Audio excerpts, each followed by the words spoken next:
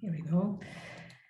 And again, hello, good morning everyone. Thank you so much for joining us today from so many different locations. We had over 270 registrations from many different countries, which is great.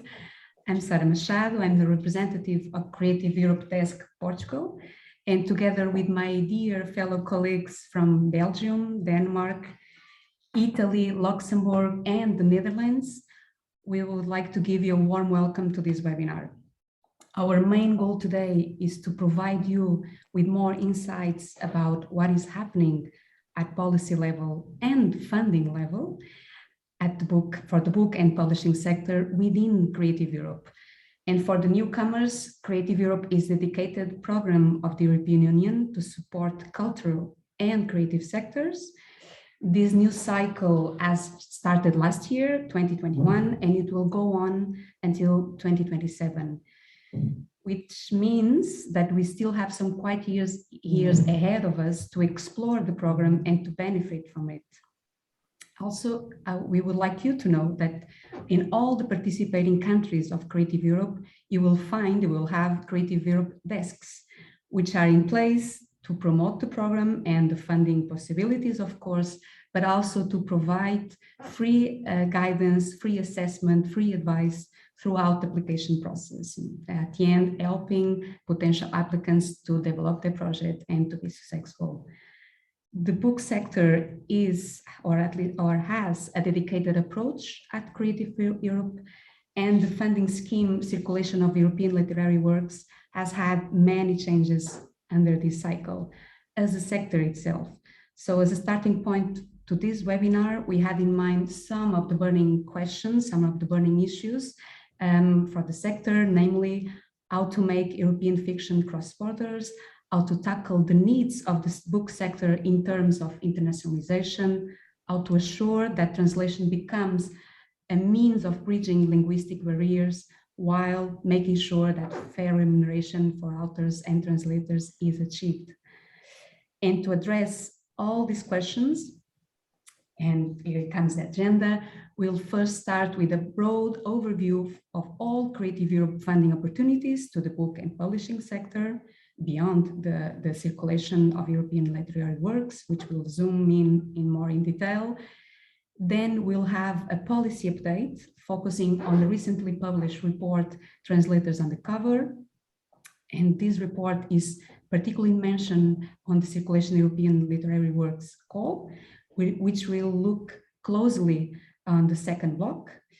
Then Tara will guide us, will provide us with some helpful tips and tricks in how to fine-tune, how to shape your project and to make it stronger, to make it to At the end of each block, we'll have 10 minutes Q&A, so question and answers, and you are most welcome to put all your questions in the Q&A option that you'll find that below, like the bottom of Zoom. And last but certainly not least, we'd like to thank all the panelists, Arnaud Pasquali, Arturo Peral, Santa Maria, Corinne Rigaud, Polona Konjovic, sorry if I misspelled, Tara Lenart, Joanna Stefanova, who enthusiastically accepted to be part of this webinar. Now I will hand over to my dear colleague Mark Rettel that he has some questions for you, and thank you again for joining us. Mark, are you there? Yes, I'm there. Thank you very much, Sarah, for this introduction. Thank you also for all of the attendees of today. And well, we're in a digital world, but still we would like, before starting the real topics, we would like to get to know you a little bit. And that's why we would like to invite everybody to head over to the website menti.com that you see on the screen, and to put in the code 19810400, or you just scan with your mobile device the QR code that you see, because we would like to ask you a few questions, as Sarah said, to know a little bit who's out there, even if we cannot see everybody. So, menti.com 19810400, And the first question would be like, from what country are you connecting today? Sarah said it. We had inscriptions, registrations from many different countries. And maybe we could also mention that Creative Europe is, of course, a program of the European Commission, but it's covering also EFTA countries. It's covering a candidate and potential candidate countries, countries covered by the neighborhood policy of the European Union. So you see, we're thinking Europe and bringing Europe together in a broader way. And that's why it's a pleasure to see here that, well, Portugal is in the center with Italy.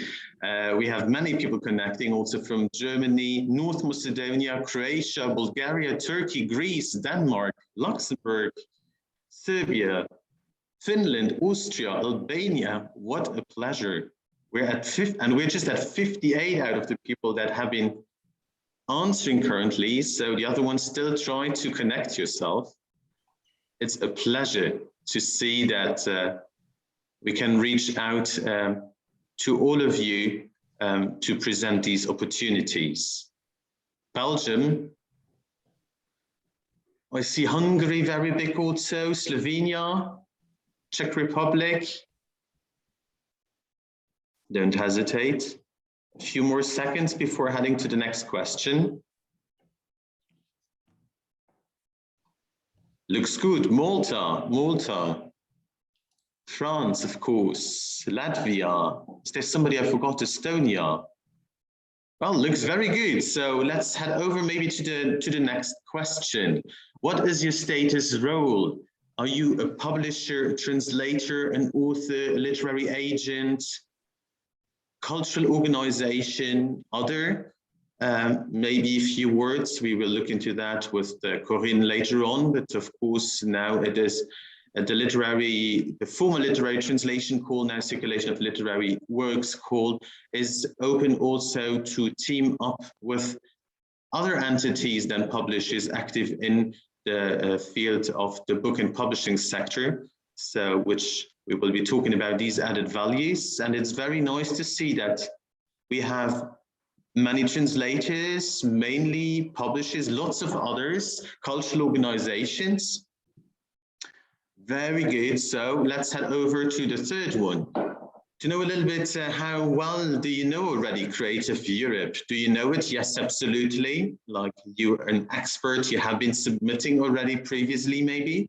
Mainly yes, a little. You vaguely had some idea or not at all, never ever heard of it. And it's today the day to discover what's in it for the book and publishing sector.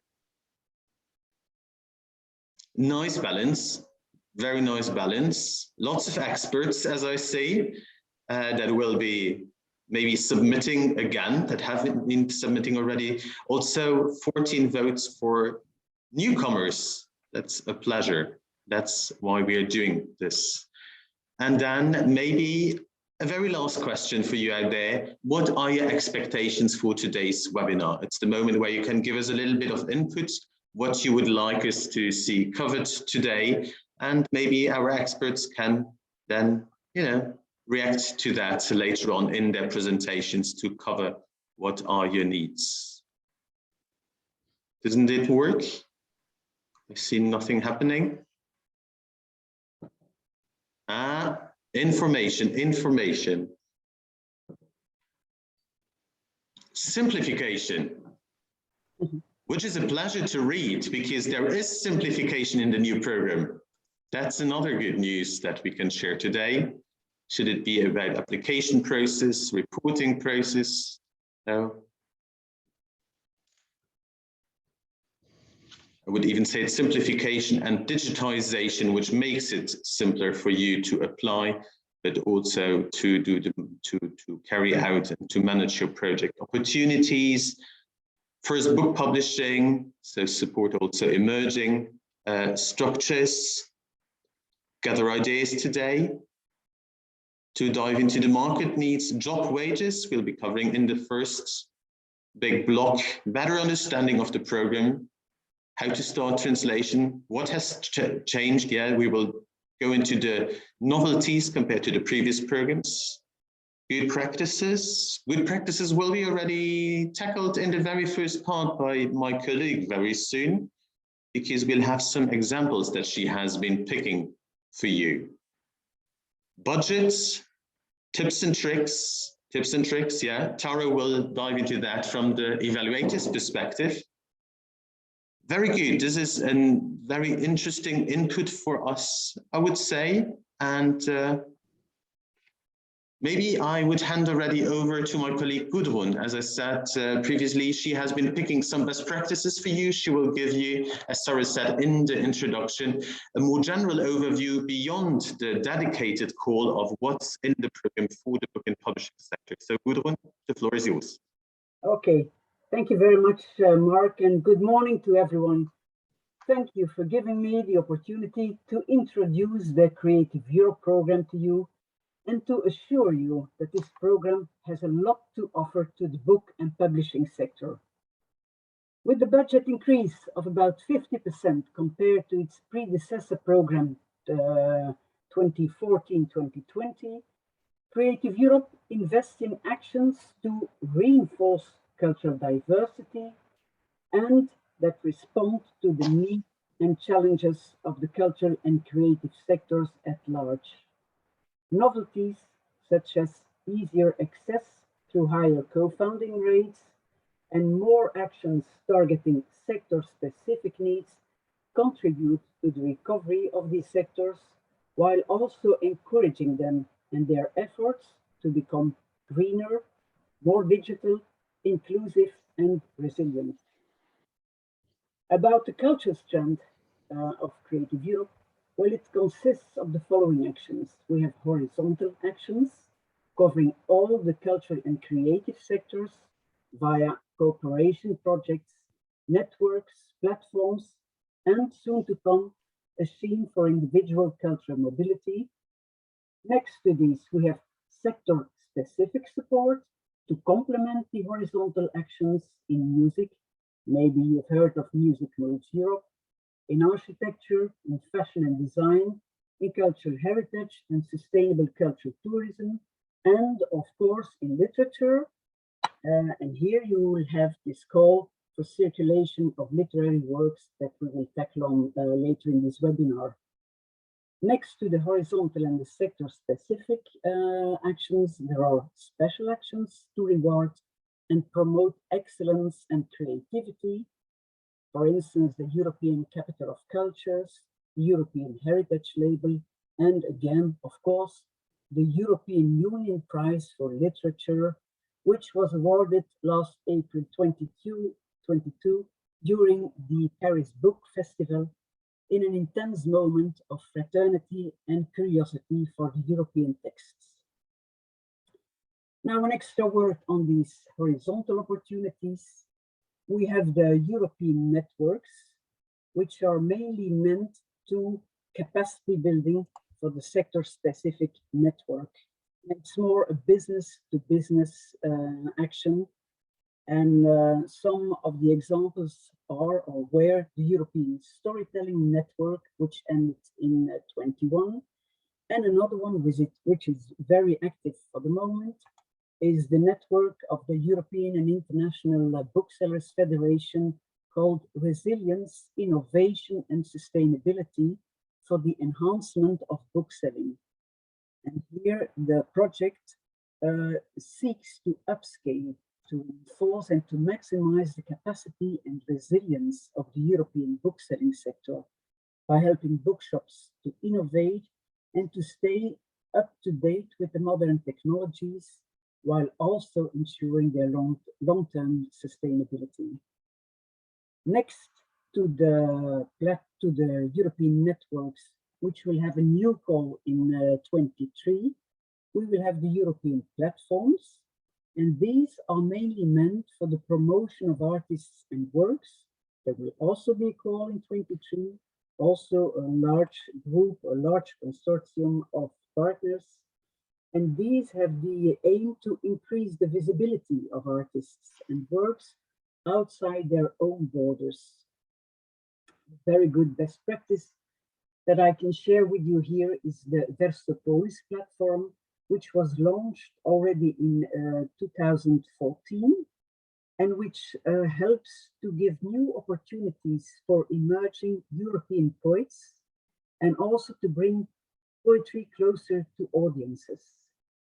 Supported by a smart and an innovative promotion and audience development strategy, the platform spreads quality contemporary poetry beyond national borders, focusing on the common European values of creativity, individuality, and community, and also in creating a new integrated European poetic identity.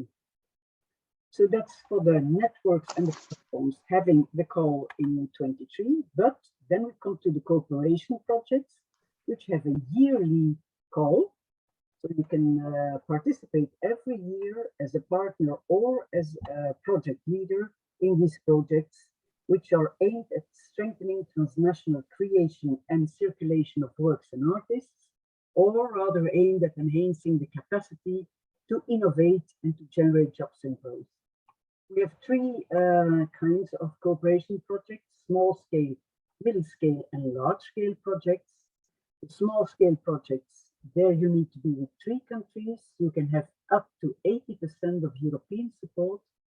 And some good examples here are the Every Story Matters project, which runs until the end of this year, which aims to embed inclusivity in the literary sector through library and school workshops, a talent development program, B2B meetings to promote inclusive stories in children's and young adult literature. From this cooperation project grew, for instance, the Every Effort Matters platform, which is designed to unite book professionals and inspire them to exchange experiences and share tips that help building a more inclusive book industry. There are 6 partners. Another one, very nice project as well, is the Layla, the Arabic Literature in European Languages project, which runs until 23. And here we have even a Tunisian partner, and the project aims to promote the discoverability in Europe of works published in the Arabic language. And then another one that I would like to share with you, also a small-scale cooperation project, just to give you an idea about what can be done within the cooperation projects, is the B-Part Grow with Arts project, in which we have a Spanish, a Serbian, a Hungarian, and also Belgian partner. And here, the project aims to support the literary sector and its cultural agents, emerging writers, festivals, publishers, the broad public, to reach young audiences. And this project includes a capacity building program, for instance, a mobility program for emerging writers, including writers from rural areas and refugee writers, a series of literary residencies, a cross-sectoral event merging literature and running, and a European Award of Best Practices in Audience Development, Literature and Youth. It builds on 2 previous projects funded by the EU already. And so you see that you can evolve, that projects often they start from very small organic corporations to sometimes very big projects. So here we go then to the cooperation 2 projects, for instance, the middle scale, where you need to be with 5 partners and you can have up to 70% EU support. Again, a very nice project that I can share with you is the CELA, the Connecting Emerging Literary Artists project, which runs also up to 23, and which is about sharing stories behind their years. It's a talent development program that offers the European context to a new generation of literary creators across Europe. And in the long term, CELA aims to become a crucial step in the literary talent development infrastructure in Europe, maintaining a cultural diverse offer of literature for a European large audience and beyond. Then we come to the cooperation 3 projects, Large scale, you need to be with at least 10 partners. You can get up to 60% European support, but it brings me far too long to share much more information about this. And I think it's time to give the word again back to Mark to go on with the program. But as Sarah said already, if you want to have more information on all these, please come and knock at the doors of the Creative Europe desks in every country. Thank you. Thank you very much, dear Gudrun, for this, at the same time, concise and very inspiring, very concrete overview of what's in Creative Europe for the book and publishing sector beyond the dedicated call we'll tackle very soon. So you can knock at, of course, any moment at the door of your Creative Europe desk, or head over also to the database of previously selected projects. Now I have the pleasure to introduce our first block. Our first block will be dedicated more to policy and to the challenges of the book and publishing sector. And it's a pleasure to welcome our first two guest speakers, Arnaud Pasquali, who is a program manager for the book sector at the European Commission, and Arturo Peral, who is literary translator and who has been part of the OMC group, because we will be diving into, of course, this OMC report that has been published recently called Translators on the Cover. But our guest speakers, our experts, will also tackle topics such as fair remuneration, visibility of translators, and the support that the translators need to strengthen the sector. So Arnaud, Arturo, the floor is yours. Thank you. Can you hear me? Yeah, thank you very much, Mark. Thank you very much, Sarah, Gudrun, and of course to the desk that helped prepare this session. This is absolutely symbolic of the work that you do on the ground to make our program more efficient and more accessible. So as you mentioned, Mark, I think it's good to give a bit of an overview of what is our policy at European Union level, and especially at the Commission, to help the book sector and to help in particular the circulation of European books within Europe, but also outside Europe. And an important building block of this policy, and something that will help us promote this policy and build this policy together with our partners in the book sectors, but also with member states, is this report, Translators on the Cover. So first slide, please. The report has been mandated. Next slide. The report has been mandated by what we call the Council of the European Union, meaning the member states. The member states have recognized that translation is essential for Europe and its culture and linguistic diversity. If you don't have translation, you don't have books circulating. If you don't have translation, you don't have film circulating or theater plays. So the translation is an important building block of Europe and its cultural diversity. But member states also recognize that the translators' profession, although essential for Europe and also essential for the circulation of books, have become not so attractive over the last years. And books in particular, but also films and theaters, but books in particular, still have some difficulties to cross borders. So what the member states wanted to know more about and to have recommendations and good practice on how to enforce the translation sector and how to improve the circulation of book across Europe and the rest of the world. And they have commissioned a group of experts that the Commission has facilitated the work of to give recommendations and good practices. The focus was on book sectors, of course, but we have also tackled the theater and audiovisual sector.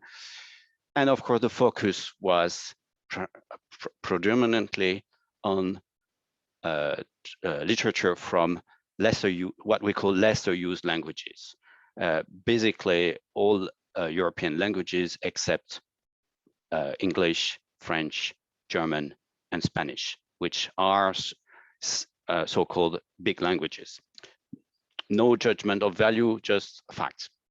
And therefore, we have worked with a diversity of experts. We have done a lot of consultations to come up with those recommendations.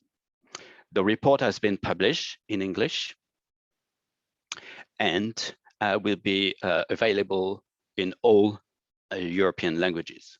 The report is called Multilingualism and Translation. So of course we have to have the report published in all languages.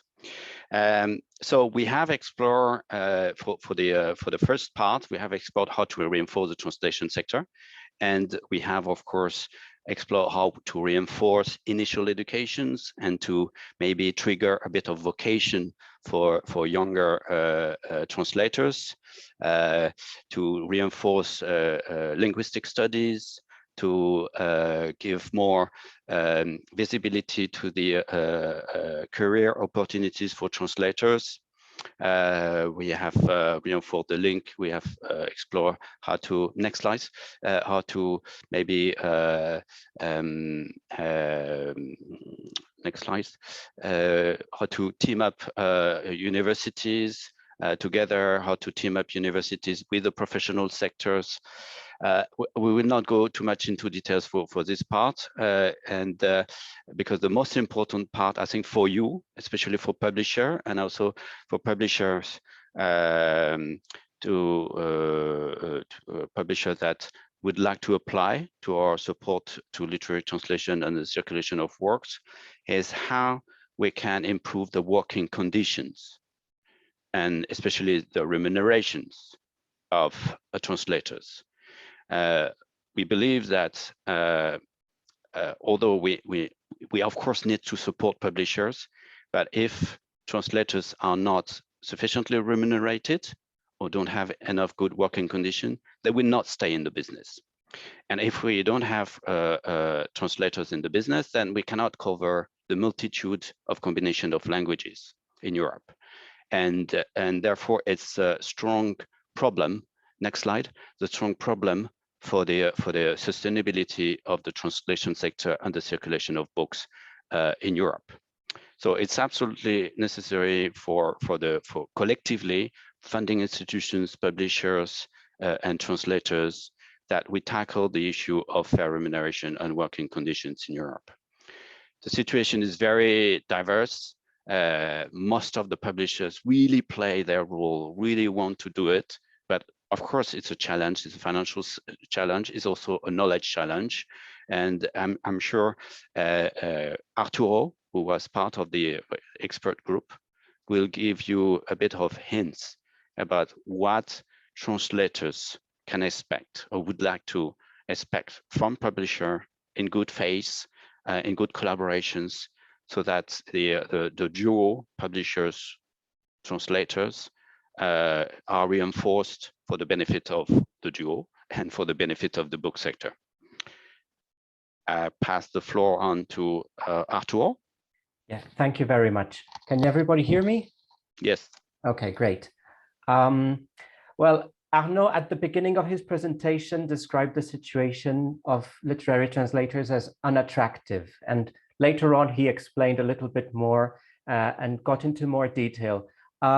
He also said that literary translators are necessary to guarantee that books go around Europe. I would add that editors too are fundamental, because if the editor doesn't decide to translate a book and to publish that book, the translator will have nothing to do. So we have to think of this as a very basic collaboration. We need both parts to understand each other and make and work together to have a sustainable book market and to help other countries and other languages to become a little more known by the rest of their neighbors. As Arnaud said, the profession is becoming more and more precarious. In many countries, fees have not changed for 20 years. In others, they have dropped. And in a few, they have gone better. But even in the countries where the situation is better, it's a bit discouraging because the fees are not good enough for a proper living. And that translates into the situation of many professionals who don't exclusively work as translators because they cannot pay their bills. So they end up teaching, or they end up doing other jobs in the in other markets.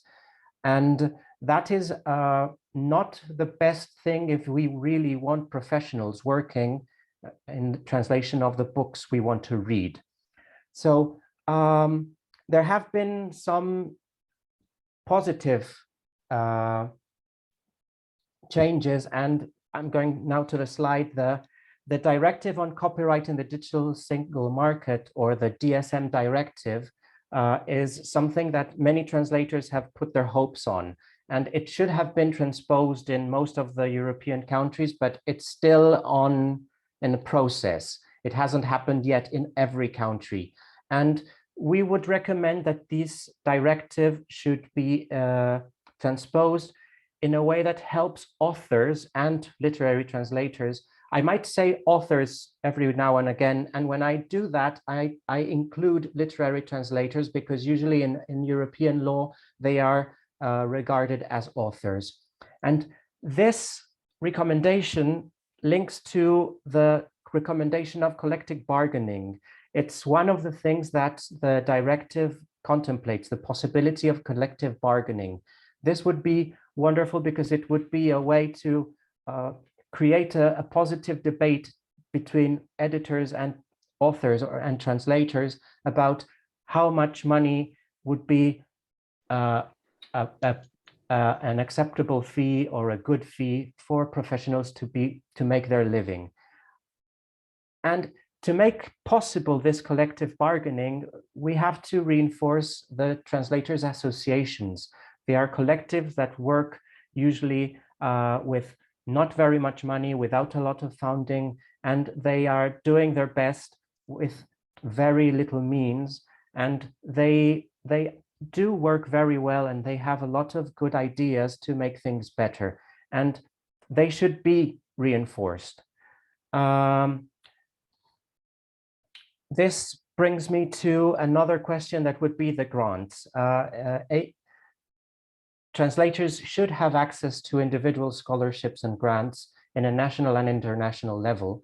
And also, founding organizations should encourage good practices in contracts and remuneration for translators.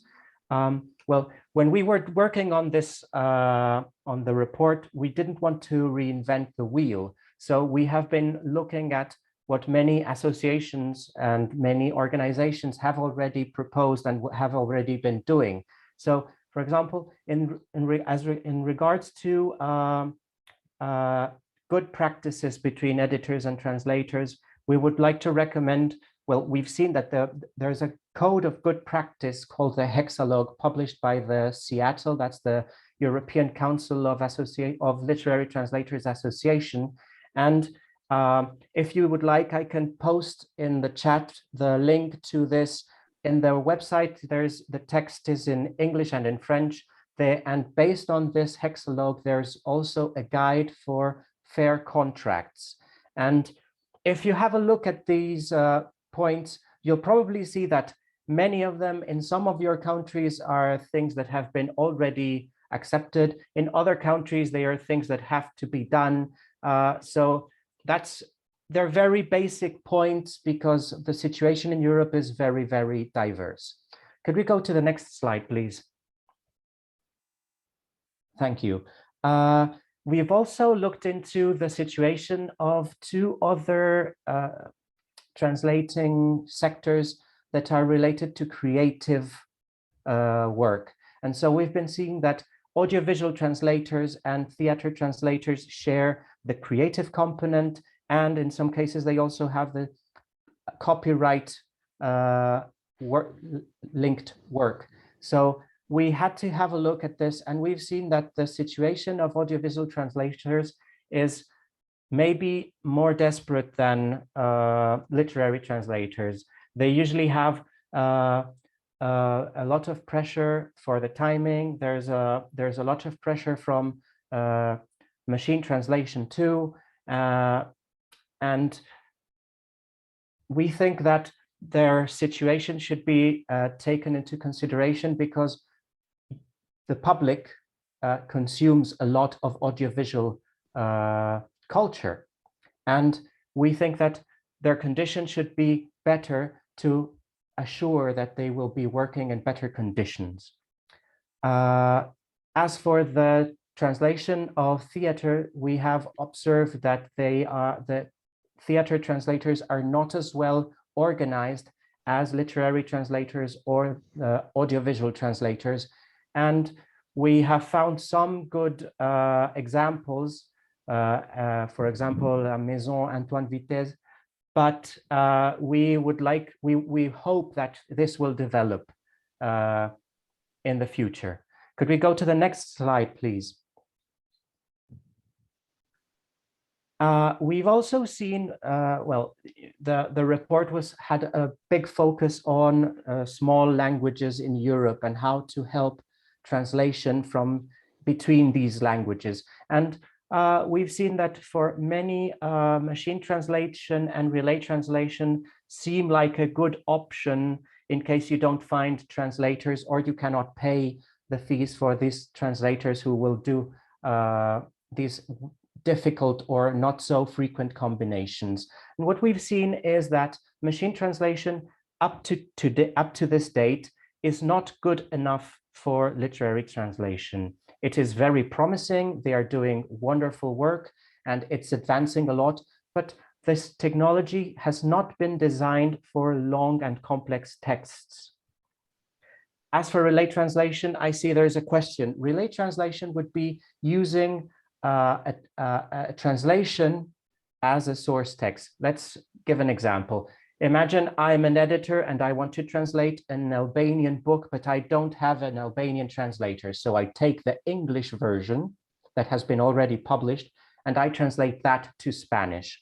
That would be a relay translation. That is a practice that happens, unfortunately, more often than we would like.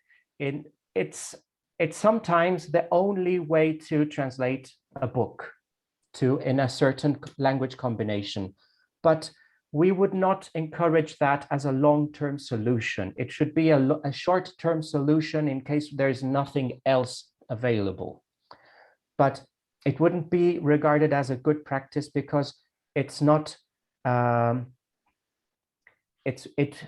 has a problem because a translation has already some changes between the original text and the translation. So you're going to make a translation that goes farther away from the original text.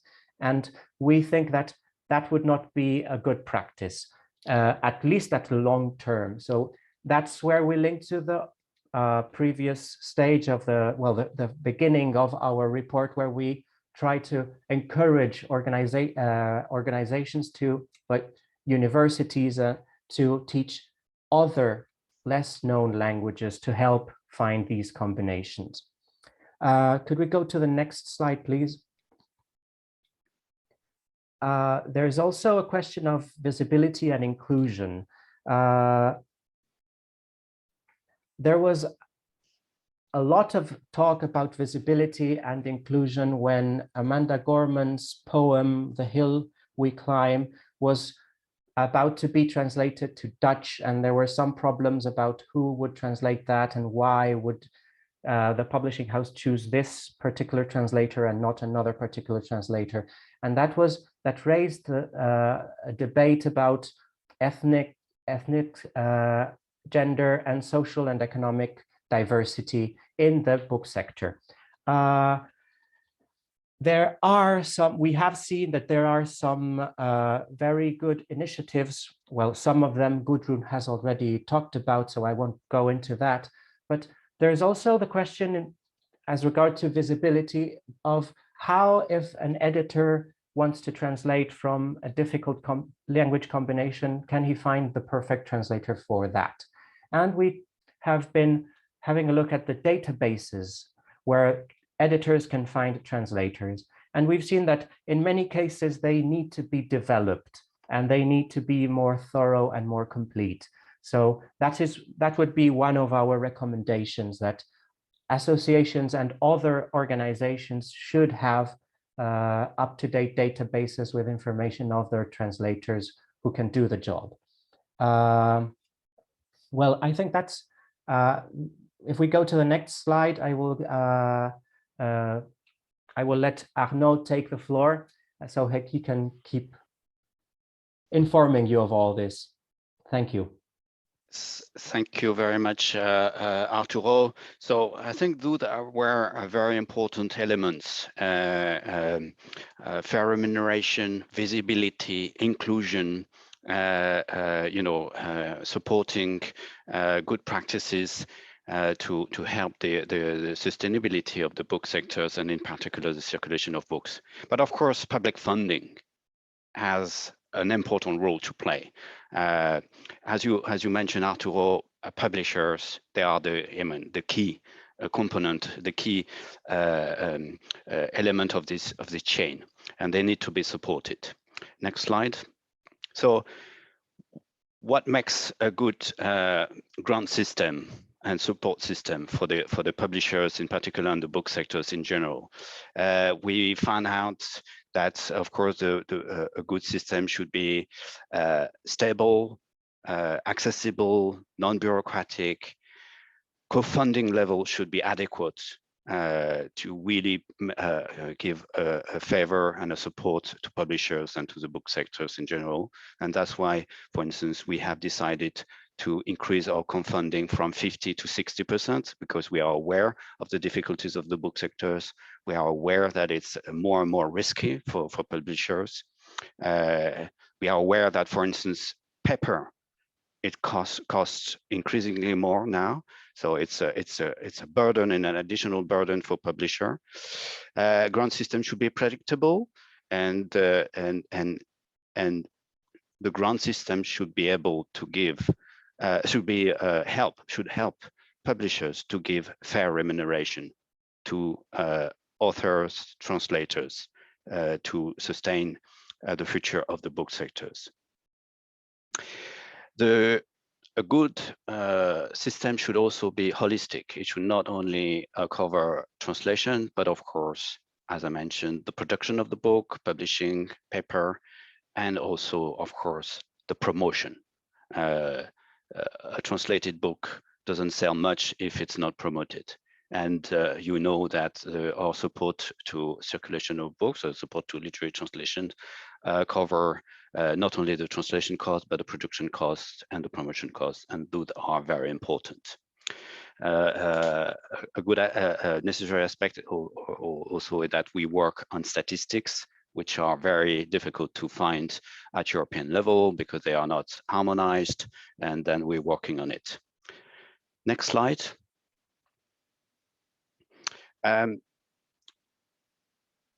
Yes, we're supporting publisher is also important. Giving grant to publisher is important, of course, but we also need to work on the international networking between publishers and support to sales and to salespeople at international level. So of course, fellowship organized at a local or national level are very important because it helps building links between publishers. We have supporting book fairs is of course also important, and we support a network called Aldus Network of book fairs, and I think this is very important. Book fairs play an important role between professionals and of course professionals and toward the audience. Sales departments, foreign rights departments, agents need also to be supported. They need to have their sample of translations covered, because of course it helps the circulation of works and the sales of rights. And we really encourage national agencies, national institutions in charge of book promotion to join forces together, because it's really difficult now to have a strong presence at fairs outside Europe or even in Europe, and that's why we think national agencies should join forces. And we are working on an initiative at European level, for instance, at Guadalajara Book Fair in Mexico, so that we have a common presence at European level at this kind of fair. Next slide.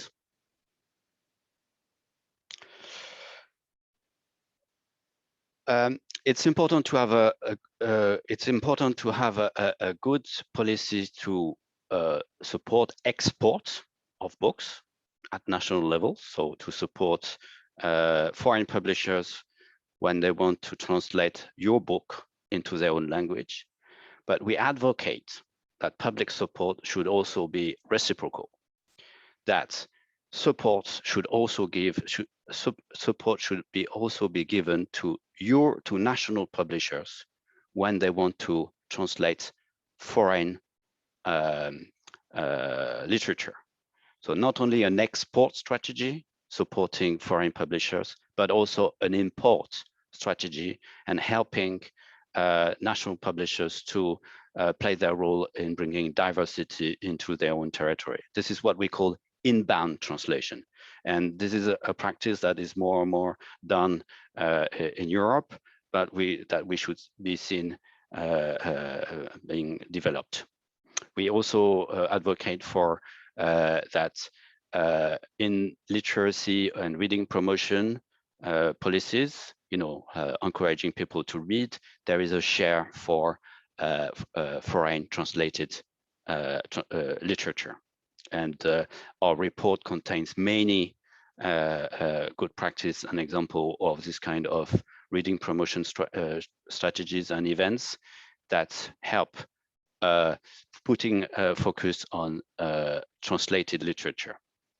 And we are working at European level on a European week of books to exactly this, give a focus on translated literature. And of course, bookshops really are important. Gudrun mentioned that we have a new network, that we are supporting the European and International Federation of Booksellers for their project RISE, and I think this is very important. In the European, in reading promotion, of course, we have our prize, European Union, the prize of the European Union for Literature. And this is very symbolic of our commitment to help books to travel and to give a focus on the diversity of literature in Europe. And we have revisited our prize, and now we include in the selection process, we include national promotion agencies so that we team up with them, and the prize will be much more efficient and much more collaborative. I think last slides. As I mentioned, regional and European commissions is essential. Last slide. Overall conclusion. So really what we encourage at European level is that we should be able collectively with funding agencies, with publishers, with translators, etc., to build a more attractive translation sectors, and that will attract new translators, and that will help existing translators to stay in the business and to have the time to translate properly, very well, the beauty of our European literature. Of course, the DSM directive is essential for this. We also push for higher level of public funding to help the book sectors to tackle all those challenges and to provide fair remuneration to translations and to translators and authors. We of course consider that a good ecosystem should be holistic You cannot only focus on publisher, you cannot only focus on writers. You should really see the whole chain from the writers to the readers. And we advocate more cooperations between countries and reciprocity, meaning that you should not only think about pushing your literature abroad, but also helping to bring diversity in your own countries. And continuous dialogue is necessary.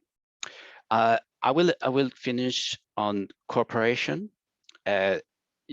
We encourage cooperation, and we're working on cooperations between funding institutions, but we also encourage cooperation at your level, at publishers level, at the book sector level. And that's why, and I'm sure Corinne will explain, that's why we have changed a bit our support system to literature translation.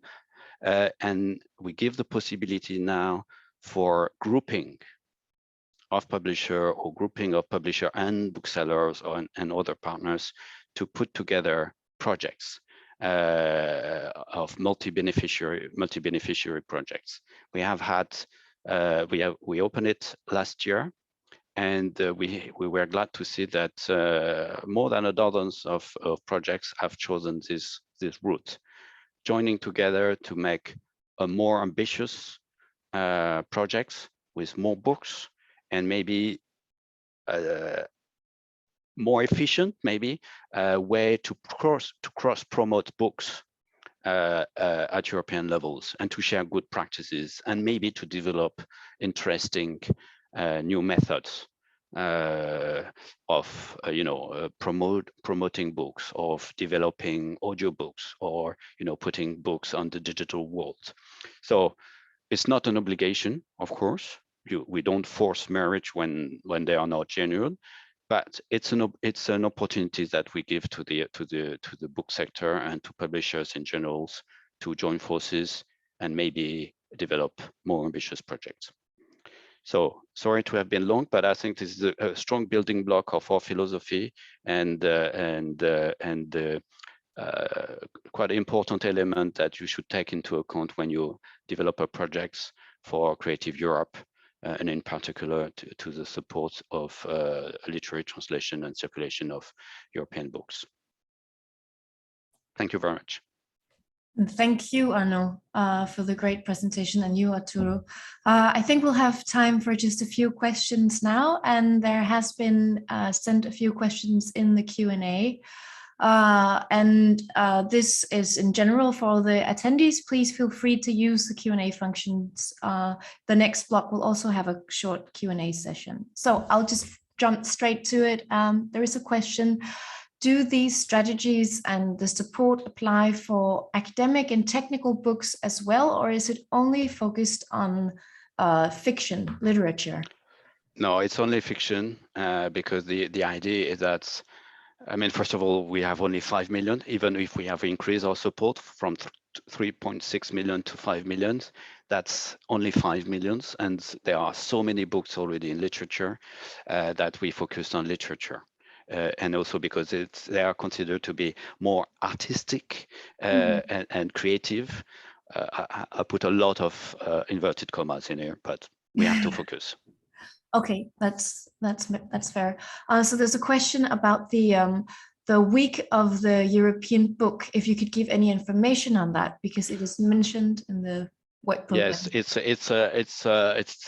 it's an initiative that we are developing. I mean, it's a challenge, so we're working on it. We hope it will make it, but we're working on it, and when it's going to be decided, we will announce it, and we would like this to be very inclusive. Yes. Okay. Thank you. And one more question, and I think that'll be the last one. It says that Arturo mentioned mixed but mostly negative evolution in translation fees and wages for the past 20 years. Where can one find reliable data on this? It would be a valuable tool for collective bargaining. Well, actually, the Seattle, the European Council of Associations of Literary Translation, has recently published a survey conducted in 2020 or 21, I'm not quite sure. And they have very interesting data. They also published one in 2008. So you can see if you can have both of them and see if there's an evolution in some of the data. So it's that's a very interesting source of information. There's other national researchers, for example, in Spain, in Hace Traductores, we've been publishing different studies of how the sector is since 1998 till the last one was published in 2016, and you can also see the evolution there. So there are some data collected, but it's usually data collected by the translators themselves, because it's usually hard to involve editors in gathering this kind of information. Thank you for this. Maybe I would like to add something in this regard. I think this is a useful piece of information. We started with the projects, the program funds. We started collecting this kind of data. So with the new program and with the last call. So as from now on, we will be asking the beneficiaries, the project's coordinator, to collect this kind of data. So they are obliged to give us the remuneration of the translators and all the data regarding the translation, but also regarding the publication. So this kind of data, it's not a lot, of course, because we are currently funding only 40 projects, around 40 projects for the last year. We will finance around 40 projects this year. I hope so. It's not a lot, but still, I think we will have this kind of data from the projects, and we will have criteria and some kind of information that we could. This is a reference. It will be a reference. I think that will be very useful for the subject, and very important. It's only 40 projects, but it's 400 or 450 translations, and the beauty is that it's so many combination of languages. So it's I'm glad that Corinne's you doing it because it's a good sample of what's happening in Europe. That will be we will do a systematic collection of data. That would be wonderful. Yeah. I also wanted to add, in the report, there's a lot of information at the end in annexes that have a lot of information per country. So maybe if you're interested in how things are in a particular country, you can have a look there and try to find more information. There's a lot of links and a lot of valuable websites and data there. Yeah, you can check. Yeah, the report is almost 200-page long. It includes 100 pages of annexes.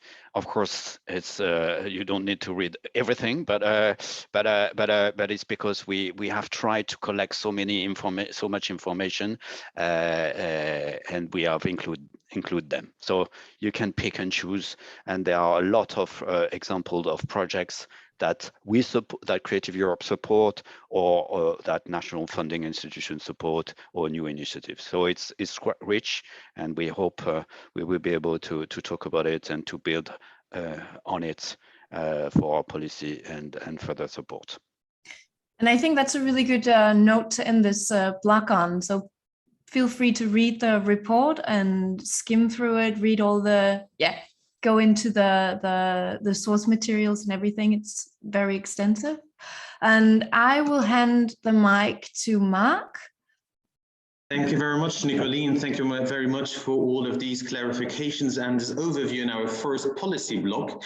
I see lots of questions also popping in already in the chat or Q&A that are more closely related to the dedicated support through the call we have been now already partly talking about, called circulation of European literary works. And that's the focus of our second block. And I'm very pleased to welcome three experts in charge of this call at the European Education and Culture Executive Agency, Corinne Rigaud, Joanna Stefanova, and Polona Koniedic.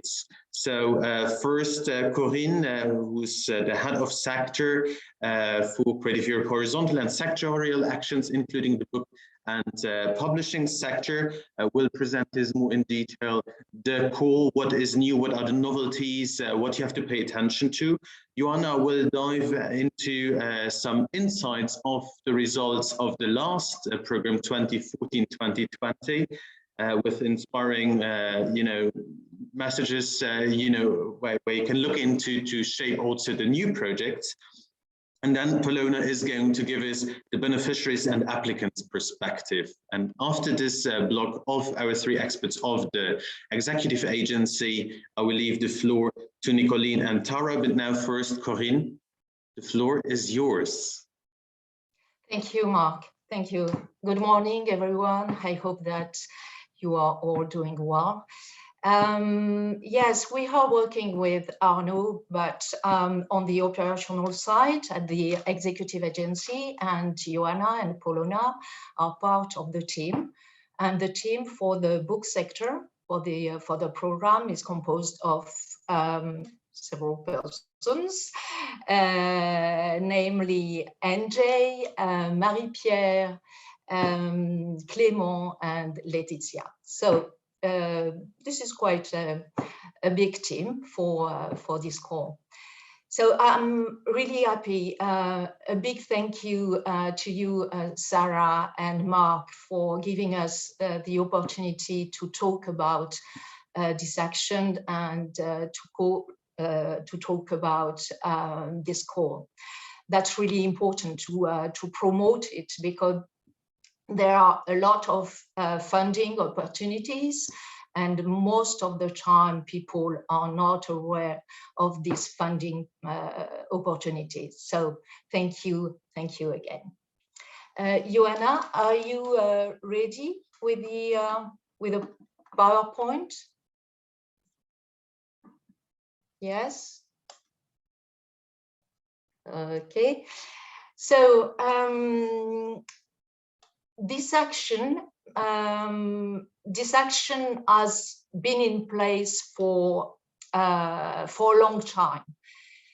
It has preceded the Creative Europe programs and even the first ever culture program. The EU has supported the literary translation for a very long time, but over time, of course, the action has evolved to meet the needs. Of the book sector, and we are still working on it. This is one of the reasons actually we are here today. So this action is, let's say, an historical action and the first sectorial action of the culture strand of the culture. Of the cultural program. But it's a very small action. I'm still on the first slide, Joanna. Thank you. The other one. So it's a very small action. Its budget is very little for the book industry market. Arnaud told you already that, but we know that its impact can be significant and make a big difference for small, very small or medium-sized publishing house.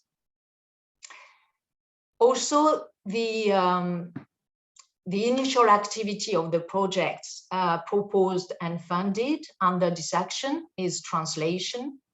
It's not the only activity.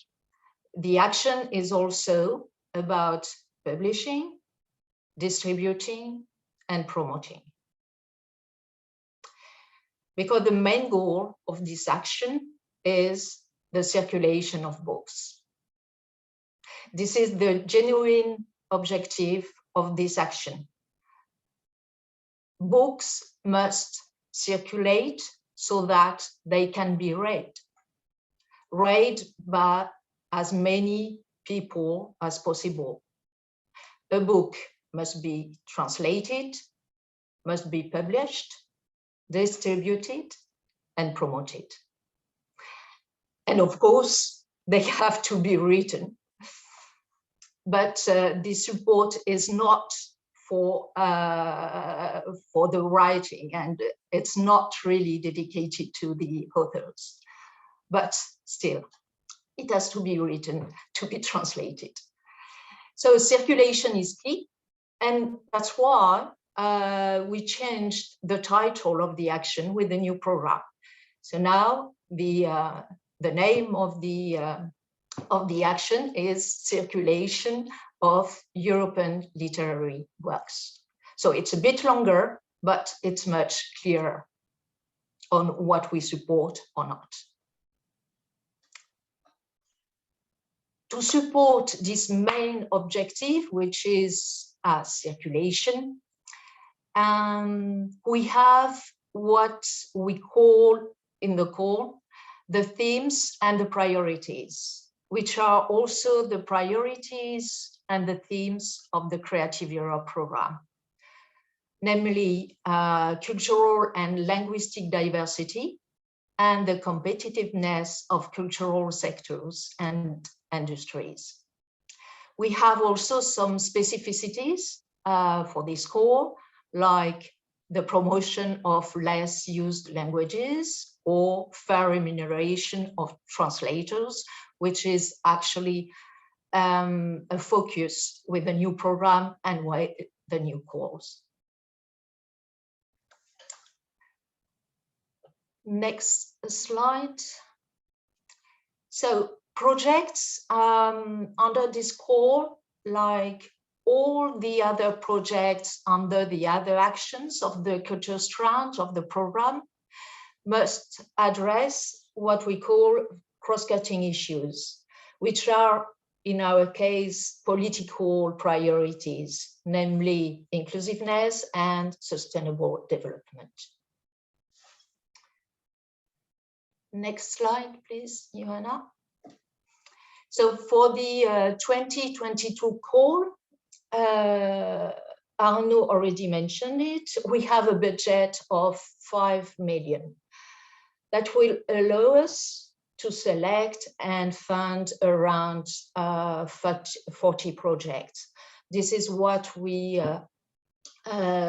did last year. We have been able to select and fund around 40 projects, and I think that it will be the case this year. So these projects can be proposed by a single organization or by several. But all these organizations must be in the book and publishing sector, and each project must propose at least 5 books.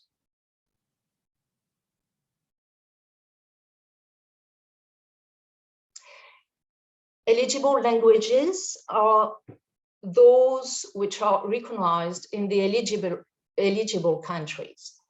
The eligible countries, in summary, are those that participate in the program in addition to the 27 member states.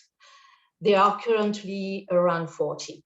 You can find the list in the call, there is a link, or you can find the list on the Creative Europe website, or you can ask the Creative Europe desk to give you this list.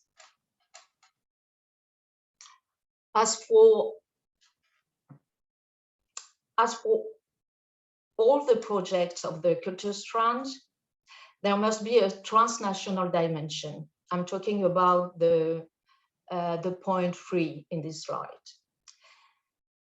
This means that if we take the example of Belgium, if we want to translate from Dutch into French, we need to have a distribution strategy that goes beyond the borders of Belgium. In this case, it could be France and or all the other French-speaking countries. Next slide, please, Joanna. So I think that we already said that. The books proposed in the applications must be works of fiction and only works of fiction, but of any genre, any literary genre, I mean. So as you can see, novels, of course, short stories, theater and radio plays, poetry, comic books, youth literature. That means children's literature, young adults, and adolescent literature. The books must have been published, of course, and in principle, not yet translated. If you want to do a new translation, you have to justify it. But in principle, we accept it. So, of course, authors also must be eligible. They have to be or nationals or residents of eligible countries. Next slide, please, Joanna. So this is a novelty. With the new program, we have 3 types of projects, depending on the number of books the application proposes. So obviously, depending on the number of books, the grant is more or less. The duration of the projects is a maximum of 36 months. There is no minimum, but I can tell you that as a general rule, it is really difficult to implement this kind of project in less than 2 years. So this is the last slide of my presentation. And of course, I haven't had time to go into all the aspects of the core in detail. That was not the purpose today. But still, I hope that you have a clear idea of the core and the action. And but I don't want to leave you without giving you a summary of the most important points to take away from this core. I'm reading with you. So there is a new name, which is self-explanatory. So the circulation of European literary works. There is a co-finance rate of 60%. Before it was only 50%. The pre-financing is also higher with 80%. Before it was 70%. You have the possibility to team up, to apply and submit a proposal, to team up with other organizations, other partners, but still in the book sector and publishing sector. We work with a new tool, a new corporate tool for the project management. For almost all the EU funding programs, we use this new tool called eGrants. With the new program and the new calls, we use also lump sums and not budgets based on actual costs, as it was the case before with the last program. The projects should include a minimum of 5 books, but there is no maximum. Of course, we encourage you to translate a maximum of books. As I said, the duration of the projects must be maximum 3 years. there is no minimum. There are 3 types of projects regarding the size. For those who used to submit applications in the past, there is no extra points awarded to the books that won the EU Prize for Literature.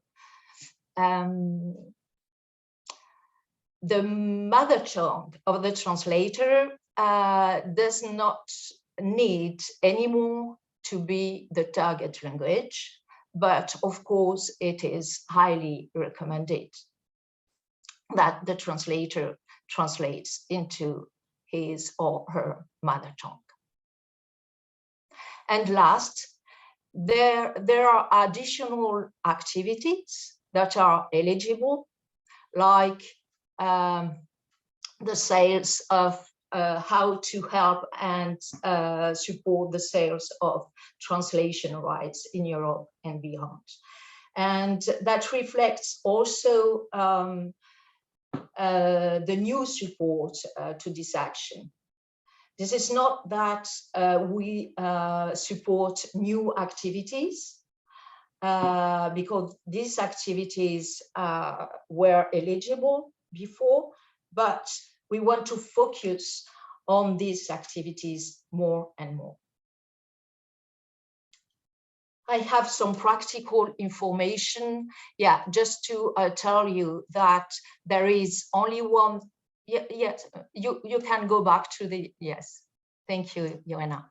So just to tell you that there are only 2 payments for the projects at the beginning, the pre-financing, of course, 80% of the grant, and at the end of the project, 20% with the final payment.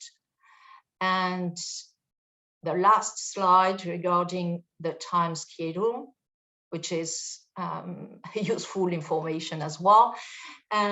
So the call has been published and open on the 1st of March this year.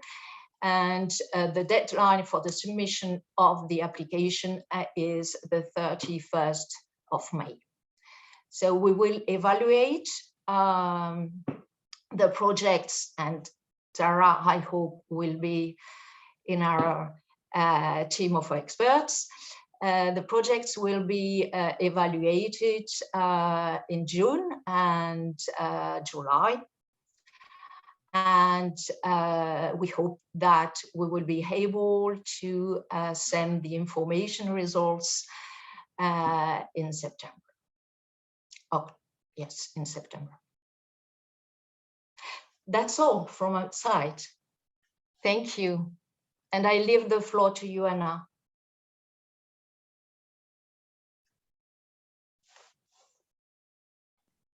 I'm afraid, Joanna, you have to unmute. So the floor is yours. Oh, perfect. Okay, so I'm just going to run you very quickly through some data that we have from the previous program. But Corinne already mentioned the most important things. So this information that I'm sharing right now is just for maybe inspiration or some background knowledge of the previous program, of course. As everybody before me mentioned, we support the book sector through all of the actions from the Creative Europe program, cooperation projects, European platforms, European networks, and of course the dedicated action, which was called Support to Literary Translation Projects.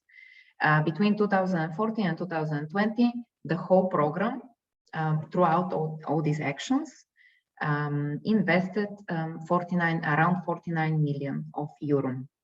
And that's about 10% of the entire budget of the cultural strength of the Creative Europe program.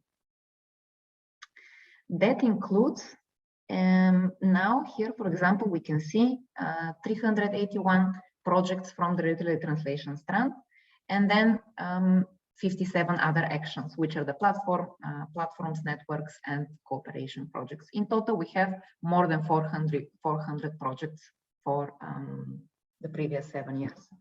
I already mentioned the funding, and then here we can see also more interesting figures about the total number of books, which are the original titles that were translated with the support of our program, and then the total amount of translations, which is around 3,315.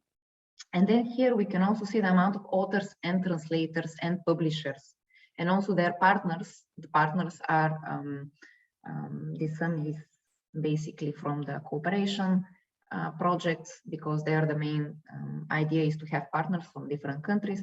And then also the networks and the platforms, the total amount is 200 partners. So we can really see that a lot of actors from the book sector were really engaged in all of these projects. And then there is a little summary of the source languages. So basically that's the original language of the translation, and then the target languages that have been included in the previous program. Here are the countries that the publishers are coming from. We can see that really Bulgaria, Serbia, and Slovenia are have the highest amount of publishers who are active in the previous program. But maybe things are going to change. The source languages, as everybody before me mentioned as well, we have an emphasis, a highlight on lesser used languages. So usually our program is supporting the circulation of these languages. And you're going to see that here in the source languages, but also in the target languages, where also the majority is lesser used languages. And then in the end, I just wanted to show you the genres, the literary genres that were part of the program. As yeah, you can see some numbers. Mostly the program supported novels, but then of course also books for the youth, for the young audience, which is children's fiction. Then we also had short stories, poetry, plays, theater plays, comic books, and also youth literature. And I also wanted to use a bit more time to give you a little announce of the upcoming publications that we're going to publish in the next couple of months, hopefully. The first one is this one, the European Union's support to the book sector under the Creative Europe program, which includes the actions, cooperation projects, networks, and platforms. And it is just going to give you interesting data that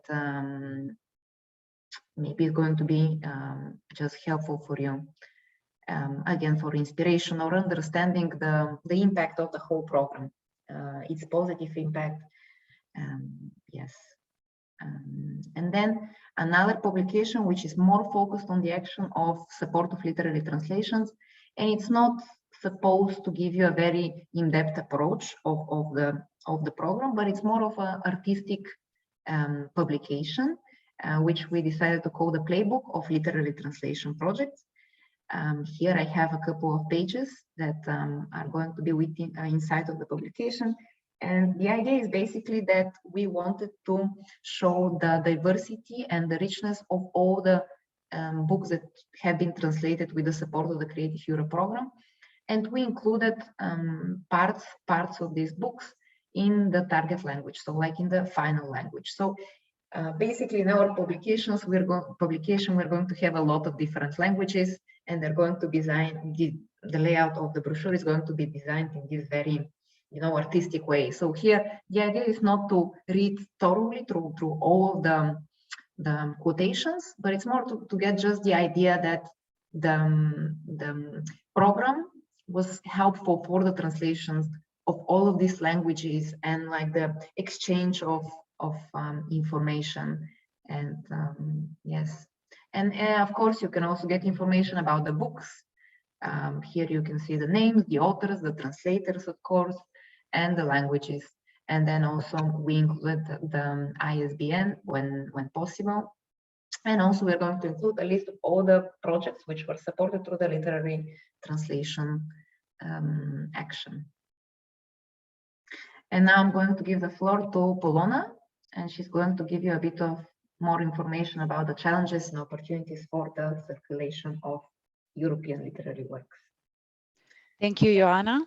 Well, my name is Polona, and I'm a Blue Book trainee since March. And in my short presentation, like Joanna said, I will talk about tackling the challenges for the circulation of books beyond borders from the applicants and beneficiaries' point of view. It is important to mention that the 4 publishers who express their point of view come from Slovenia and Spain, and are all young adult and children's literature publishers.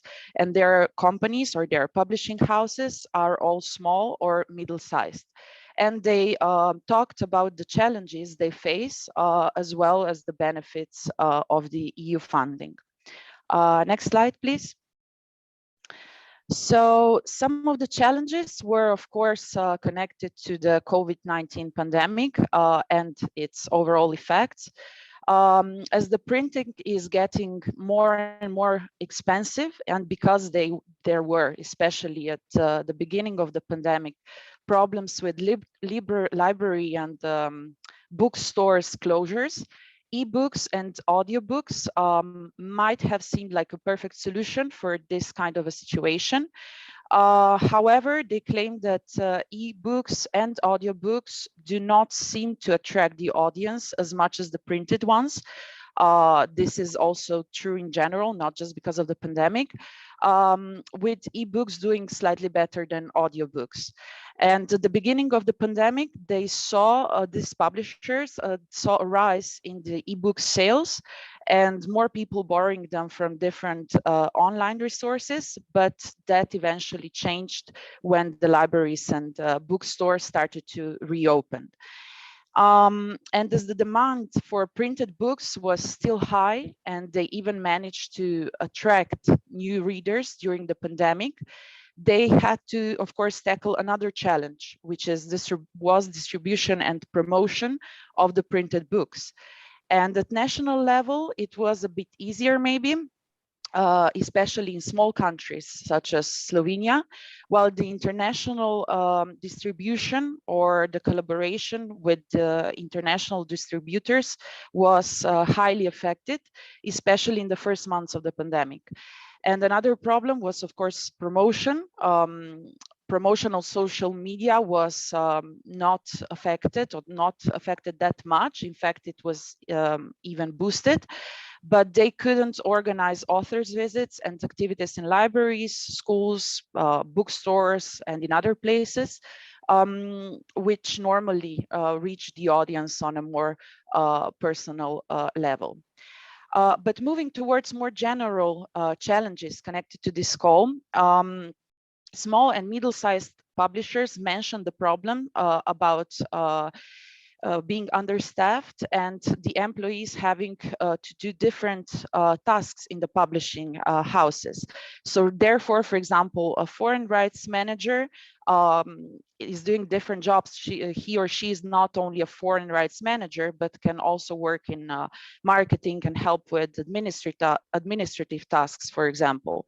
So the employees or others who collaborate with the publishing houses on an occasional or even permanent basis often lack time and experience to tackle the applications, which is especially true for the newcomers who sometimes get a bit scared of the whole process as it is unknown to them and they feel that they will be unable to complete all the unnecessary steps. However, those who already went through the process and were beneficiaries confirmed that with the help of creative European desks, available communication channels, and the help of other publishers who already participated in the call, there is nothing actually to be scared about.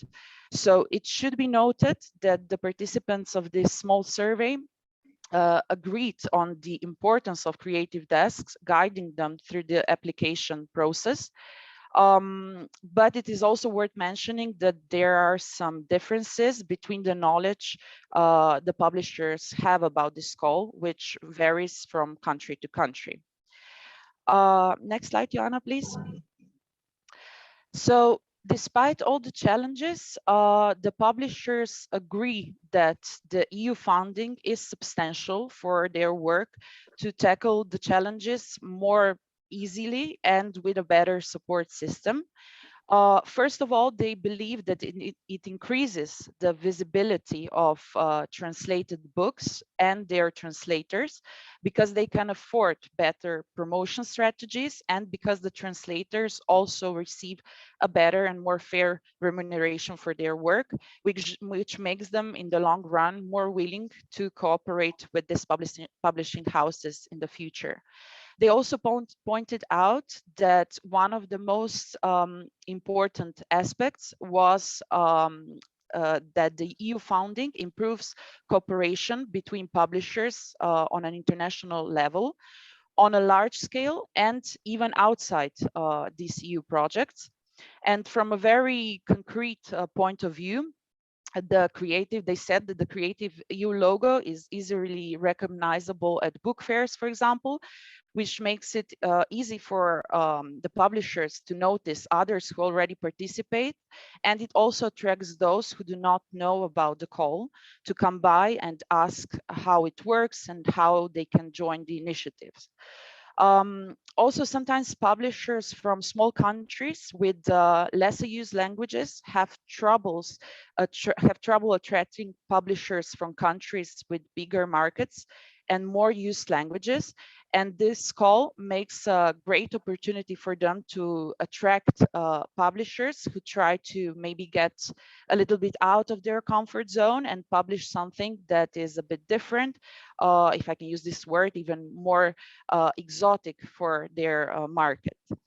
And the last thing is that with a good financial support, the small publishers can, of course, also build their capacity and can modernize and readjust their printing, distribution, promotional and editorial practices. And I would like to conclude this short contribution with a quote by Italo Calvino, which I think summarizes one of the main purposes of the call, because it's not the only purpose. It's about the translation. So he said that without translation, I would be limited to the borders of my own country. The translator is my most important ally. He introduces me to the world. Thank you. And thank you so much for this, Polona. I think that quote is just in the spirit of the program. I think it's very appropriate, and thank you for sharing it with us. So next up, and the last speaker of the session today, I'm very pleased to introduce Tara Lena, who is one of the evaluators of the support to the circulation of European literary works call. And she has been an evaluator for the past 2 calls, but will also be evaluating the calls for proposals this time around. And Tara is a French journalist and a writer and a literary consultant who, amongst other things, runs the book website Bookalicious. And she has a very strong passion for European literature, so she's just the right person to give us a perspective from the evaluator. So welcome to the session, Tara. We're very happy to have you here. Thank you very much for this introduction, and thank you very much for proposing me to participate to this webinar. It's really a pleasure to hear you all and to learn from you all, and also a great honor to speak about my work as an expert. So thank you. Yes, of course. And this next segment is going to be conducted as a dialogue or as an interview between you and me. So we've prepared a few questions for you, and we're going to start out easy. So in your experience, hopefully, in your experience as an evaluator, what are the most common mistakes that applicants make, and how can they avoid making them? Actually, I think the most common mistake made is about dissemination of the books and how the translated books will reach new audiences, new readers. And sometimes the books are very well selected, are very interesting in their topics in the selected languages, and the strategies are not always very well structured. So I think it's kind of balanced problem. What Polona pointed a few minutes ago was really, really interesting and totally true. I know very well the publishers from the small size publishers in France, independent also. and sometimes they have a lack of time to build a strategy, and of course sometimes think the projects are difficult to structure to ask for grants, and especially for Creative Europe. So I think they are not very well prepared for reaching new audiences, and would need to work more on this aspect, because there are many books published, for example, in France, but also in other European countries. And something more, we could say less is more, so maybe less books, but more precise audience and dissemination strategies would be better. Okay, thank you for that. I think that could also be a question of lacking in expertise, because publishers are experts in knowing literature and selecting the right kind of works, but the whole project planning and reaching new audiences and that kind of strategy is probably not that big a skill for a lot. But yeah. Yes, exactly. So it's totally that problem, which is at the same time not really a problem, but it becomes a problem when we have this kind of questions. But you're totally right. And that kind of leads me to one of my other questions, because the call has 4 different evaluation criterions that you as an evaluator look for. And the first one is called relevance. And that has to do with how a project, how it addresses the objectives and priorities of the call. So could you tell me, how do you assess a project's relevance? So this is actually the very, at the same time, technical and sensitive part, because I, of course, mainly use the call for proposal documents with the award criteria, which is at the same time very well listed, and at the same time it took me a few days or hours to understand that I have to use this as a base, and that it was the best way to assess a proposal. So I first basically check if the proposal fits the award criteria on each part. And at the same time, I wonder if I would read these books and if they fit great tendencies, if the packages are well designed, and all this editorial strategy. So it's a mix between answering what is requested by the call, of course, but also something more connected to my knowledge of the sector, but also my passion, as you said, my passion of reading. So it's kind of mixed like this, not to be too technical, which is very good, but sometimes lacks a little bit of sensitivity, or not like a reader, 100% like a reader, and I will not fit well the criteria. So it's really a balance like this. Yes. So on the one side, you have the books that are selected, and on the other side, there's all the other things of the promotion strategy, and so it's about striking the right balance, as far as I hear you. Yes, exactly. Finding the right balance between the editorial strategy and would I like to read these books or not, and all the technical aspect. Is the communication well structured? Is the dissemination well prepared? Are the budgets coherent? And all of this comes actually at the same time. It's not one first reading and one another reading, but when I assess, I have the both aspects in mind. And do you think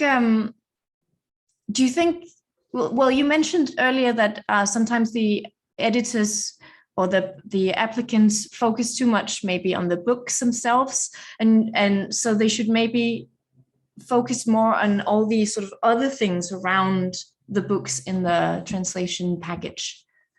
I think they have to find it, and I know it's very, very difficult, because the question of people in the teams, of time, and sometimes of money, of course.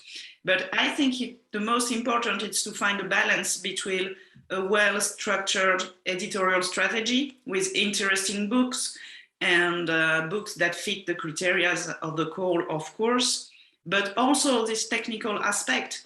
For example, I could find a very interesting book, but if I don't know how to print it, how to disseminate, distribute, promote it, it will really be a pity. And it happens in a lot with small-sized publishers who have really like sometimes little jewels of literature, but who don't really know how to properly promote and distribute them. Right. It will really be a balance, actually. Yes, I hear you. So one of the things you have to do when you write a proposal for this call, so all applicants have to address the cross-cutting issues that Corinne also mentioned that are about equality and about sustainability. And now you've read a lot of applications. So could you talk a little bit about what you see as good ways to do this? On this point, it's quite a paradox because we talk a lot about these issues in the daily life. We hear a lot about equality and sustainability in the news, or even if essays and books that are published. But it seems that some people don't understand very well or well enough what these criteria could mean. For example, some people insist a lot on the digital aspect of their publications, but actually it's not as sustainable as many people think, because of course we do not use paper, we do not use trucks to bring paper and so on, but it has an ecological cost with energy consuming that is terrible. Or sometimes they say about equality, hey, we have only women in our team. Okay, so I think it's already a good thing. I'm not criticizing at all people who try to step by step do more things, but maybe it could be interesting to explain, maybe in the documents you propose, to make a non-exhaustive list of points that could be related to this question. For example, gender equality, of course, and giving more examples that could be in the teams or in the books chosen, and do the same thing with sustainability, especially as it is a very new question in the book sector. For example, in France, there are a few associations working on this question and trying to work with publishers to explain them how to propose an ecological book and all the different things that could be sustainable for the company, but also for the books. So some publishers really understood very well the questions and proposed about accessibility for disabled persons, or LGBT questions, or sustainability, but maybe a little list, non-exhaustive list of examples would maybe help publishers to know how to position themselves. That's a good idea. And do you have any, were there any initiatives that sort of impressed you when you read the applications, like, oh, this is a really good way of doing this? Yes, there was one that I was very impressed, actually. It was a book for young readers. It was a young adult collection, and they tried to choose the topics of the books according to these questions. So they choose writers talking about homoparental families, about discrimination at school for people from different countries, how to include sustainable questions in your daily life. It was really kind of almost like the image we can have of younger generation who already know all of this. And I found this was really brilliant in the editorial strategy, including at the same time sustainability and equality and the most wide senses. That's good to hear, because I think a lot of editors are like, oh, well, all of this sounds really great. We want to push these agendas forward, but how do we do it? So it's really nice to have some concrete examples, I think. And it's a very wide question, how to, even when in political or social aspect, how do we promote this question, and how do we help people to change their mind or to discover a new way of thinking? So literature has a great responsibility, I think, into this. So it's important to me that maybe try and find a way to stress this question. Yes.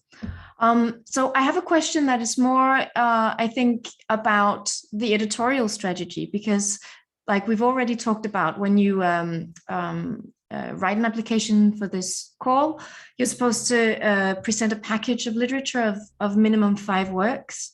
Mm-hmm. And so how do you see the difference between like a sort of a loose list of titles and a more coherent package of literature that has a bigger impact? Actually, it's sometimes difficult, because sometimes I will think that a package is, okay, we're very well structured, but not very thrilling or not very new. And sometimes books like this, a little bit like picked up and put in the call, are interesting. But most of the time, I think book packages are very important.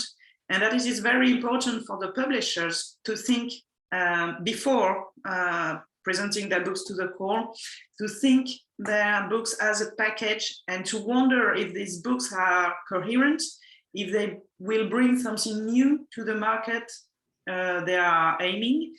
And because there is this question that connects to the sustainability question. There are many, many books, and in France, there are too many books published by the very big publishers. And sometimes it's quite a problem to have new books again that are not very connected to a reflection, to strategy, which could be editorial strategy at first, not only. I'm not talking about marketing or communication or anything, but why would I choose to publish these books, and what is the story I already tell with the books I want to publish? So like this, the readers could be more easily attracted. And I think as an expert, it's really something that I find interesting and I like to focus on when I see there is something coherent and built as an editorial strategy. That's also very interesting to know, because you're right, there are loads of different books of so many different genres being published, but it's nice to know that you're also sort of looking for the jewels or the things that are in the interest of the public. I think we have time for just one last question from me, and then we'll open a short Q&A. I see there are lots of questions coming in. So I'll just ask you, so it was already mentioned that there are a lot of challenges facing the industry right now, with the rising cost of paper and the energy crisis, which is influencing the prices, and disruption of logistics chains and all these things. And that makes it difficult to plan projects in a more sort of long-term way. What are your suggestions for publishers wanting to plan ahead? How do they make a feasible project? Actually, I think this is a very complicated question to answer, because we had the pandemic crisis, which was totally unexpected and forced publishers to create new ways, as you pointed previously. There is the paper crisis. There is also a war, which is literally at our doors. So it makes kind of insecurity and unbalanced way of thinking about the future. But to come back to what I said a little bit earlier, I think wonder if what are the books we need, and especially as we are in the Creative Europe perspective, how could we create a European connection, a European culture with the books we want to translate from one language to another? I think this is the most important thing that we need as readers, and we need to promote as journalist professionals. So I think this is what I would do. This is if I were a publisher, try to find text that reflect the European unity and the European culture. I think that is a really nice perspective, the one, what are the books we need? I think that's a really good sort of rule of thumb to go by. So thank you very much for that. Thank you very much to you. I think we'll just, I'll just have a look in the Q&A and see. We won't have time for too many questions, unfortunately. There is a question. I would like to know if the evaluating team is diverse, because evaluators are human and biased. So is it a team of multiple backgrounds and interests to find the balance in the choice they make? The team is diverse. Yes, of course, as far as I know, because we work first on an individual assessment, and then we work with many different other experts. And of course, we don't go deep in our private lives and all of this, but we work with people from many different cultures, many different backgrounds. And of course, this is very right. The human thought is biased, but we try to focus first on the very technical aspect, as I said previously, the award criteria, which is really a great base. And then we try to then go deeper in the different questions of, at the same time, editorial and also strategy, and to try and find the balance between the human sensitivity and the professional vision. This is sometimes difficult, but it's very challenging for us too. And this is one of the greatest interests of this work. That makes sense. So I have a question which is probably more directed at Corinne. It says, the sales of translation rights in Europe and beyond, what activities does it support and what does the beyond mean?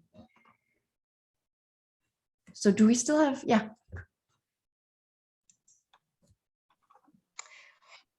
Beyond means beyond the participating and eligible countries. So if you want to promote or distribute European literary works outside these countries, it's absolutely admissible and acceptable. So this is what we mean by beyond borders. And all the activities, what kind of activities? I think that the publishers know more than me what kind of activities are, but all the activity that can help the sales of rights at international level. So I'm right in saying that it's not, you can't use the funds from Creative Europe to purchase translation rights. But if you're like organizing a conference for publishers, yes, or a book, yes, fair. Yes, you're right. You're right. All the cost, the direct cost related to rights are not eligible, because very often these costs are very expensive. And as we said, we have very little money for the projects, so we cannot reimburse this cost. But all the activities which help acquiring these rights are eligible, and the costs related to the activities are eligible, like all the activities related to the project and related to the implementation of the project, of course. Okay, thank you so much for this answer. Is it clear? Yes, I think so. And I hope the person answering the question also finds it clear. I think it's very clear. So thank you so much. I think we need to go into the final remarks now. I would like, regarding the budget, I just would like to add a very small comment. And I would like to come back to what Tara said about the books and what are the books we need to translate, to publish. And I think that our support, the core, can help the publishers to take risk. This is also the objective of this core. This is the objective of this action, to help the publishers to take risk with their projects. So that's something important to say, because this is something we want to do, to help the publishers, and especially the small ones, to take risk with their projects. Yeah, because sometimes it's not the most, like some of the most interesting books aren't the most commercially feasible ones. So yeah, having this support can sort of, bring the books we need into translation. Yeah. Well, thank you so much for this. I think we'll go into closing remarks now. Mark or Sarah? Oh, sorry. No, it's okay. Thank you so much, Nicolene, for mediate this part of the conversation, and thank you once again over and over again to our panelists. We are really grateful for all your information and input and energy you brought into this, and thank you so much as well to the participants. Just to make sure that all the questions that we couldn't reply so far, we took note of them and we'll reply it by email in detail. Okay, so be sure that you won't be without any reply from our side. And as we are running out of time, just quick remarks. All the presentations and information shared here in this webinar will be sent by email to you. And also the link to this recorded session, in case you wanted to see it again, if you miss some details, or you couldn't see it all, or you just want to to recap a bit, you will be able to do that. Okay, and just two more things to keep in mind. Keep a close eye to the Creative Europe open calls. As we said, the circulation call is a yearly call. It will open every year, so we still have more opportunities ahead of us. And in case of any doubt, please reach us out, the Creative Europe desks. That's for that we are here for, to really help you and guide you and assist you with the questions that you have, either beforehand, before applying, or in the process of application. So don't hesitate. You will find here our nice QR code to find your Creative Europe desk at all the participating countries.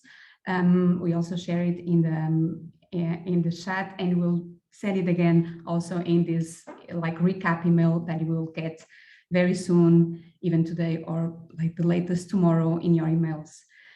Thank you once again. I cannot thank enough to all of you panelists, participants, and of course my fellow colleagues. It was great to set up this webinar, and we hope that we hear from you with your questions, with your proposals, your ideas.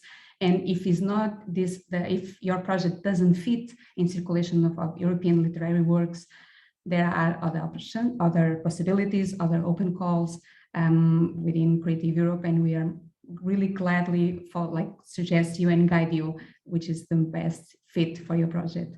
Thank you once again. It was really a pleasure, and we keep in touch. Thank you. Goodbye. Thank you, everyone. Thank you very much, and congratulations. Thank you, Gudrun. Indeed. Thank you, everybody. Thank you very much. Hopefully see you soon. Bye. Bye. Thank you so much. Thank you. Thank you. Bye. Bye-bye. I will finish the record.